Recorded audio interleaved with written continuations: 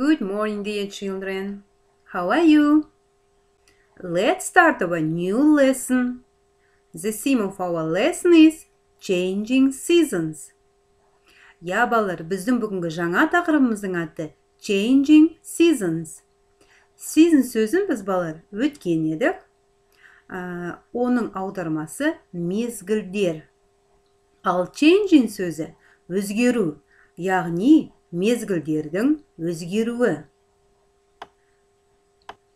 Балалар, біз бүгінгі сабақта мезгілдер қалай өзгереді екен?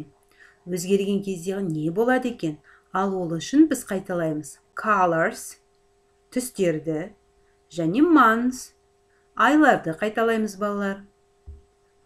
Алайда, балалар, мен сендерге үй жұмысын берген едім. Естеріңде ме? My favorite season is... Арғарай жалғастыру керек бұл сөйлемді. Яғни, my favorite season дегеніміз менің сүйікті мезгілім. Мысалға, егерде мен оқушы болып, мен осындай сөйлем жазсам, мен былай жазар едім. My favorite season is summer. Менің сүйікті мезгілім жаз деп. Ал сен қалай жаздың? Сен өз жазған сөйлеміңді маған жібересің тексеруге. Мен оны тексеремін де саған кері байланыс, фидбәк жіберемін, балалар, я? Сонымен, балалар, кәнеки түстерді есімізге түсірейік.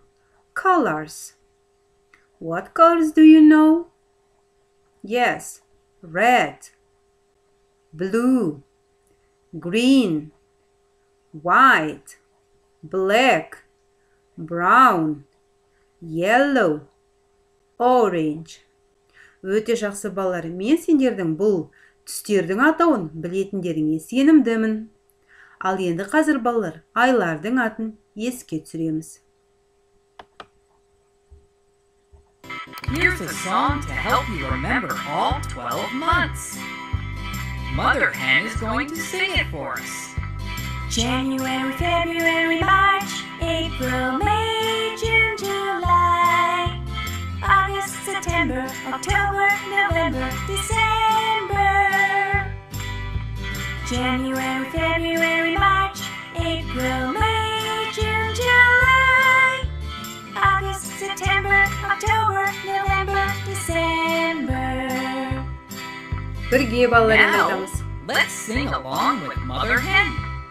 Here we go. Сенің қолдарыңа келеді. January, February, March, April, May, June, July, August, September, October, November, December. Ал енді, балалар, көкпен жазылған сөйлемге көңіл аударайық. There are 3 months in winter. Winter, қыс. In winter, қыста. 3 months, 3 ай. There are, бар. Қыста 3 ай бар. They are December, January, February. Олар желтоқсан, қаңтар, ақпан. Мезгілдер өзгерген кезде, балалар, айлар да бірге өзгеріп отырады екен.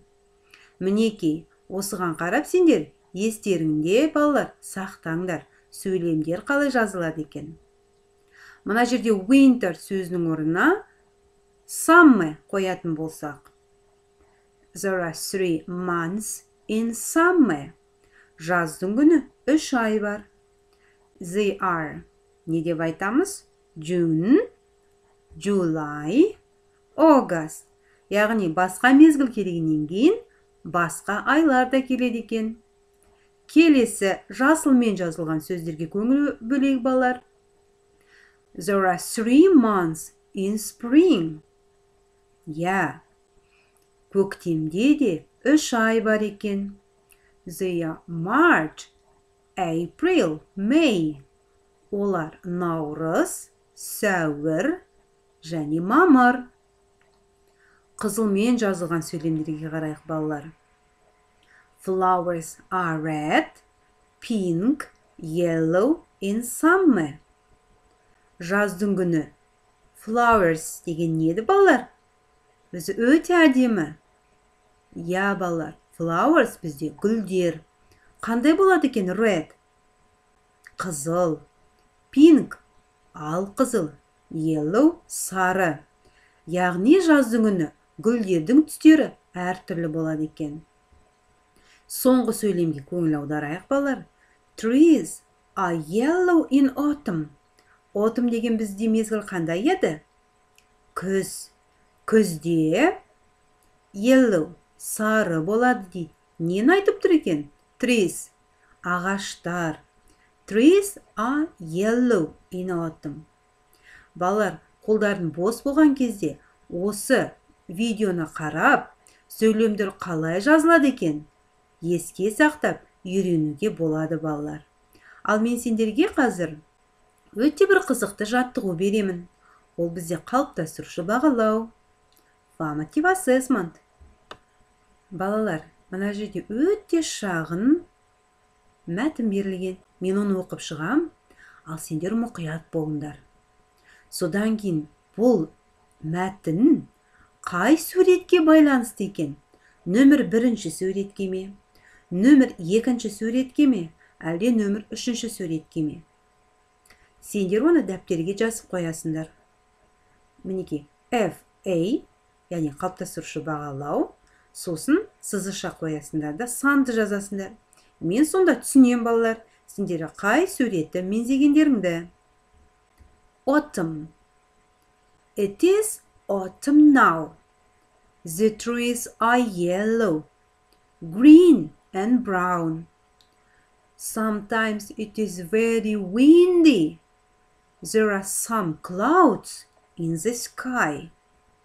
There are many apples in autumn. Я, балалар, сонымен қай сурет туралы жазылған екен бұл мәтін? Егер де тапсақ, дәптерімізге жазамыз, балалар.